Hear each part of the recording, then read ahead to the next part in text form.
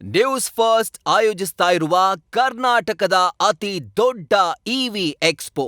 ನಾಯಕತ್ವ ತಿಕ್ಕಾಟದ ಮಧ್ಯೆಯೇ ಎಚ್.ಸಿ. ಮಹದೇವಪ್ಪ ಈ ರೀತಿಯಾಗಿ ಹೊಸ ದಾಳವನ್ನು ಉರುಳಿಸಿದ್ರೆ, ಮತ್ತೊಂದು ಕಡೆ ಕೊಪ್ಪಳದ ಹೊಸಹಳ್ಳಿಯಲ್ಲಿ ಮುಖ್ಯಮಂತ್ರಿಗಳ ಪುತ್ರ ಎಂಎಲ್ಸಿ ಯತೀಂದ್ರ ಸಿದ್ದರಾಮಯ್ಯ ಅಹಿಂದ ಜಪ ಮಾಡಿದ್ದಾರೆ.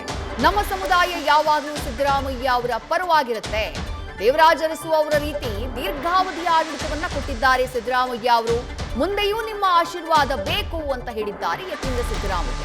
ರಾಜಕೀಯ ಶಕ್ತಿಗಾಗಿ ಹಿಂದುಳಿದ ವರ್ಗ ಒಗ್ಗಟ್ಟಾಗಿರಬೇಕು, ಒಗ್ಗಟ್ಟಾಗಿದ್ದಾಗ ಮಾತ್ರ ರಾಜಕೀಯ ಶಕ್ತಿಯನ್ನ ಪಡ್ಕೊಳ್ಳೋಕ್ ಸಾಧ್ಯ ಅಂತ ಹೇಳಿ ಹೊಸಹಳ್ಳಿ ಜಾತ್ರಾ ಮಹೋತ್ಸವದಲ್ಲಿ ಭಾಗಿಯಾದಂತಹ ಯತೀಂದ್ರ ಸಿದ್ದರಾಮಯ್ಯ ಹೇಳಿಕೆಯನ್ನ ಕೊಟ್ಟಿದ್ದಾರೆ.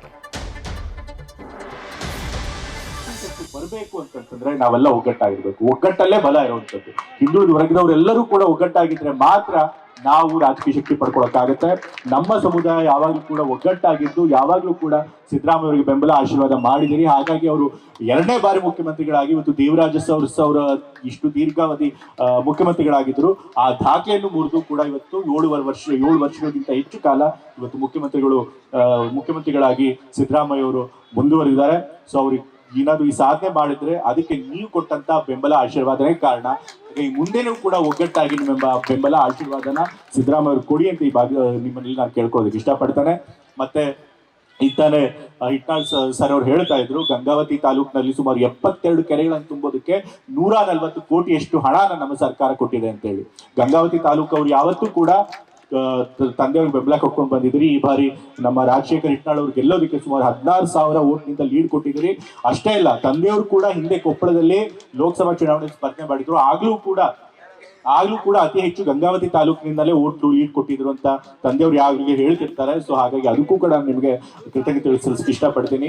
ನೀವೆಲ್ಲ ಏನು ಪ್ರೀತಿ ವಿಶ್ವಾಸ ತೋರಿದಿರಿ, ಅದಕ್ಕೆ ತಕ್ಕ ಹಾಗೆ ಮುಖ್ಯಮಂತ್ರಿಗಳು ಕೂಡ ತಮ್ಮ ಕೆಲಸನ ಮಾಡ್ಕೊಂಡು ಬರ್ತಾ ಇದ್ದಾರೆ. ನಿಮ್ಗೆ ಕೆಟ್ಟ ಹೆಸರು ತರುವಂತ ಕೆಲಸ ಮಾಡಿಲ್ಲ. ಹಿಂದೆ ಮುಖ್ಯಮಂತ್ರಿಗಳಾಗಿದ್ದಾಗ ಕೂಡ ಹಲವಾರು ಭಾಗ್ಯಗಳನ್ನು ಕೊಟ್ಟು ನುಡಿದಂತೆ ನಡೆದಂತೆ ಸರ್ಕಾರ ಅಂತ ಹೇಳಿ ಹೆಸರು ಪಡೆದಿದ್ರು. ಈ ಬಾರಿನೂ ಕೂಡ ಪಂಚ ಗ್ಯಾರಂಟಿಗಳನ್ನ ಕೊಡ್ತೀವಿ ಅಂತ ಹೇಳಿ ಚುನಾವಣೆಗಿಂತ ಮುಂಚೆ ಹೇಳಿದ್ರು. ಅದು ಸಣ್ಣ ಪುಟ್ಟ ಕಾರ್ಯಕ್ರಮ ಅಲ್ಲ, ವರ್ಷಕ್ಕೆ 60,000 ಕೋಟಿ ಖರ್ಚಾಗಂತ ಕಾರ್ಯಕ್ರಮಗಳು. ಆದ್ರೆ ನಮ್ಮ ಸಿದ್ದರಾಮಯ್ಯ ಅವರು, ನಮ್ಮ ಸರ್ಕಾರ ಅಧಿಕಾರಕ್ಕೆ ಬಂದಂತ ಒಂದೇ ವರ್ಷದಲ್ಲಿ ಅಷ್ಟು ಗ್ಯಾರಂಟಿಗಳನ್ನ ಅನುಷ್ಠಾನಕ್ಕೆ ತಂದು ಬಹುಶಃ ದೇಶದಲ್ಲಿ ಯಾವ ಸರ್ಕಾರನೂ ಮಾಡಿದಂತ ಸಾಧನೆಗಳನ್ನ ಮಾಡಿದ್ದಾರೆ. ಇವತ್ತು ಪಂಚ ಗ್ಯಾರಂಟಿಗಳಿಂದ ಎಷ್ಟೊಂದು ಜನ ಬಡವರಿಗೆ ಅನುಕೂಲ ಆಗ್ತಾ ಇದೆ, ಕಷ್ಟಪಡೋರಿಗೆ ಅನುಕೂಲ ಆಗ್ತಾ ಇದೆ. ಜೊತೆಗೆ ನಮ್ಮ ಸರ್ಕಾರ ಯಾವತ್ತು ಸಿದ್ದರಾಮಯ್ಯ ಅವರು ಸಾಮಾಜಿಕ ನ್ಯಾಯದಲ್ಲಿ ನಂಬಿಕೆ ಇಟ್ಕೊಂಡಿರು. ಯಾರ ಸಮಾಜದಲ್ಲಿ ಅತಿ ಹಿಂದುಳಿದಿರ್ತಾರೆ, ಅದು ದಲಿತರು ಇರಬಹುದು, ಹಿಂದುಳಿದ ವರ್ಗದವರು ಇರ್ಬೋದು, ಅಲ್ಪಸಂಖ್ಯಾತರು ಇರ್ಬೋದು, ಮಹಿಳೆಯರು ಇರ್ಬೋದು, ರೈತರು ಇರ್ಬೋದು, ಕಾರ್ಮಿಕರು ಇರ್ಬೋದು, ಅವ್ರಿಗೆ ಆದ್ಯತೆ ಕೊಟ್ಟು ಅವ್ರಿಗೆ ಕಾರ್ಯಕ್ರಮಗಳನ್ನು ರೂಪಿಸೋದ್ರ ಮೂಲಕ ಅವ್ರಿಗೆ ಶಕ್ತಿ ತುಂಬಿದ್ರೆ ಮಾತ್ರ ಸಮಾಜ ಉದ್ಧಾರ ಆಗುತ್ತೆ ಅಂತ ನಂಬಿಕೆ ಇರೋರು. ಸೊ ಅದೇ ಒಂದು ಸಿದ್ಧಾಂತ ಅಡಿಯಲ್ಲಿ ಅವರು ಕೂಡ ಕೆಲಸ ಮಾಡ್ಕೊಂಡು ಸರ್ಕಾರ ಕಾರ್ಯಕ್ರಮಗಳು ಕೊಟ್ಕೊಂಡು ಬರ್ತಾ ಇದ್ದಾರೆ. ಸೊ ಹಾಗಾಗಿ ನೀವೇನು ಪ್ರೀತಿ ವಿಶ್ವಾಸ ತೋರಿಸಿದಿರಿ ಅದಕ್ಕೆ ತಕ್ಕ ಹಾಗೆ ಸಿದ್ದರಾಮಯ್ಯ ಕೂಡ ಕೆಲಸ ಮಾಡಿದ್ದಾರೆ.